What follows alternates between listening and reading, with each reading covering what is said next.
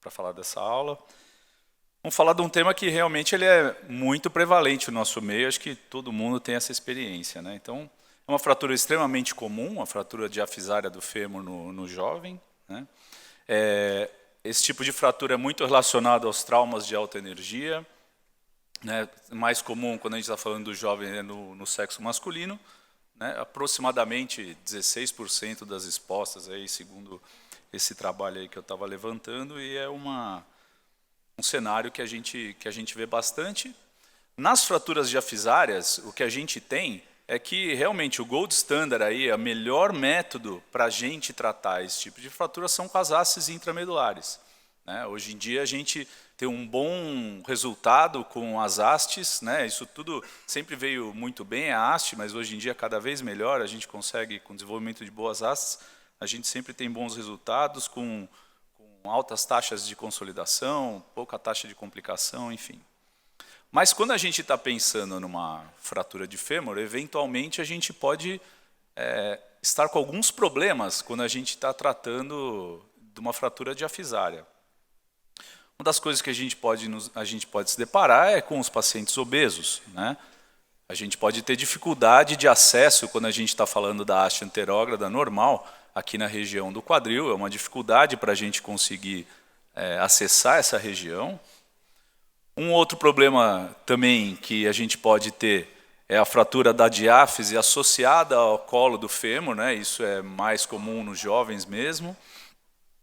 A gente pode ter um joelho flutuante ou, eventualmente, múltiplas fraturas, né? Eventualmente, fratura bilateral do fêmur também é difícil de posicionar, né? Para você pensar, vamos posicionar primeiro um lado, tira tudo, posiciona o outro, é um tempo bastante grande que você demora, e demora mais tempo de anestesia e tudo mais. Eventualmente, você pode ter o problema de dor no quadril, né? No acesso, principalmente à região piriforme, eventualmente. Você pode ter formação de ossificação heterotópica na região do quadril. Ou, eventualmente, dependendo se você tecnicamente não estiver fazendo de maneira adequada, eventualmente você pode fazer uma fratura do fêmur, ou você tinha uma fratura oculta que você não viu e na hora de colocar a haste pela fossa piriforme, você pode ter uma fratura do colo na hora da introdução da haste. Esses problemas, hoje em dia, eles já estão mais resolvidos. A gente pode usar a haste retrógrada para ajudar em todas essas situações. Uma entrada diferente, que não na região do quadril, e que pode nos ajudar bastante quando a gente está frente a esses problemas. Como no caso desse paciente aqui. Esse é um paciente jovem, um paciente de 35 anos, teve um acidente de moto. Ele tinha uma fratura diafisária, um pouco mais distal, mas ele também tinha uma fratura do colo do fêmur. Nesses casos, o que é mais advogado hoje em dia é tentar fazer duas sínteses, né, para a gente, se tiver problema com uma, não afetar a outra e vice-versa. Esse foi o que a gente fez, a gente introduziu uma haste retrógrada nesse paciente, estava com a fratura do colo do fêmur, e com isso a gente conseguiu reduzir e passar os parafusos para fixação da haste e conseguir um bom resultado, como mostra aqui o raio-x para vocês. Esse é um outro caso, onde a gente tinha uma fratura bem cominuta da diáfise do fêmur, mas ele, além disso, ele tinha uma fratura diafisária da tíbia, né, uma dissociação tibiofibular proximal também. O paciente foi submetido a um politrauma, fez o controle de danos num primeiro momento, como os senhores podem ver. E aí, depois, aí a gente também, da mesma forma, a gente realizou uma haste retrógrada no fêmur, haste anterógrada na tíbia. O bom dessa técnica é que com uma pequena incisão anterior no joelho, você consegue ter o acesso às duas fraturas tranquilamente e conseguir resolver o problema do paciente. Daqui a haste da tíbia colocada. E a fixação da tibiofibular proximal também. Então, quando a gente está falando de haste retrógrada e anterógrada, cada uma delas tem prós e contras, obviamente. Anterógrada, o que é o bom da haste anterógrada? Você pode ter dois tipos de haste, pode ter entrada ou piriforme ou eventualmente até trocantérica. Você pode usar aquelas hastes recon também, eventualmente numa falha.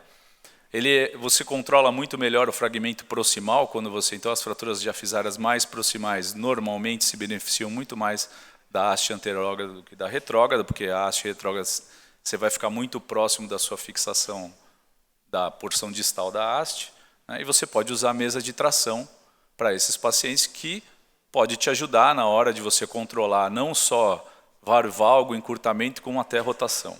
A retrógrada seria mais, no paciente obeso realmente é mais difícil você acessar a porção lateral do quadril.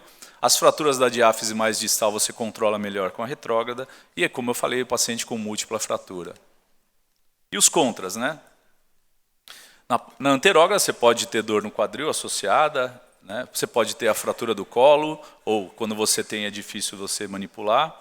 As fraturas distais às vezes não vão bem, porque ficam muito próximos da fixação, e aí também o canal medular na região mais distal ela já está mais aberta. Você eventualmente pode ter alguma fratura do trocânter, naquelas hastes de entrada trocantérica. A retrógrada seria o problema, seria o dano articular. Controle de redução nas cominutas, como você não tem a mesa de tração te ajudando, pode ser mais complicado.